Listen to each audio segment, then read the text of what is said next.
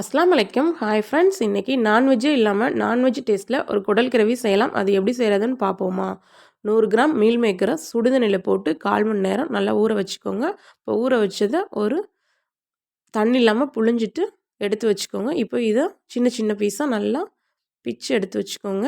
இப்போது இன்னொரு பவுலில் 2 ஸ்பூன் கடலைப்பருப்பு சேர்த்துட்டு அதை ஒரு 10 நிமிஷம் ஊற வச்சுக்கோங்க. இப்போ ஒரு தேங்காய் பேஸ்ட்டு அரைக்கணும். ஒரு மிக்ஸி சாரில் ஒரு மூடி தேங்காய், அது கூட 5 சின்ன வெங்காயம், 1 ஸ்பூன் சோம்பு, 1 ஸ்பூன் சீரகம், 1 ஸ்பூன் மிளகு சேர்த்துட்டு அது கூட 1 ஸ்பூன் பொட்டுக்கடலை, 1 ஸ்பூன் வேர்க்கடலை சேர்த்து தண்ணி சேர்த்து நல்லா நைஸாக பேஸ்ட்டாக அரைச்சி எடுத்துக்கோங்க.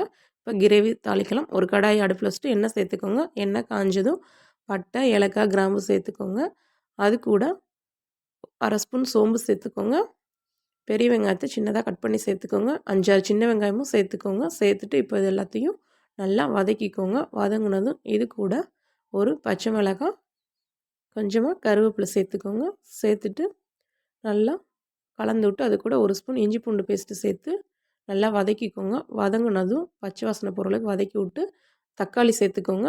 கொஞ்சமாக உப்பு சேர்த்துட்டு இப்போ நல்லா தக்காளி குழஞ்சி கிரேவி பதத்துக்கு வர்ற மாதிரி வதக்கிட்டு 1 ஸ்பூன் தனி மிளகாத்தூள், 1/4 ஸ்பூன் மஞ்சத்தூள், 1 ஸ்பூன் கரம் மசாலா சேர்த்துட்டு இப்போ நல்லா கலந்து விடுங்க. கலந்து விட்டு இப்போ நம்ம உதுத்து ரெடி பண்ணி வச்ச மீல் மேக்கரை சேர்த்துக்கோங்க. அது கூடவே கடலைப்பருப்பையும் சேர்த்துட்டு ஒரு நிமிஷம் நல்லா கலந்து விட்டுருங்க. கலந்துட்டு இப்போ இது கூட நம்ம அரைச்சி வச்ச தேங்காய் பேஸ்ட்டை சேர்த்துக்கோங்க. கொஞ்சமாக தண்ணி சேர்த்துக்கோங்க. தண்ணி சேர்த்து நல்லா கலந்து விட்டு மூடி போட்டு ஒரு 5 நிமிஷம் நல்லா கொதிக்க விடுங்க. கொதித்ததும் அடுப்பை ஆஃப் பண்ணிவிட்டு கொத்தமல்லி தழை சேர்த்துக்கோங்க. இதை இட்லி, சாதம், சப்பாத்தி, இடியப்பம் கூட சாப்பிட்டா அட்டகாசமாக இருக்கும். ட்ரை பண்ணி பாருங்கள்.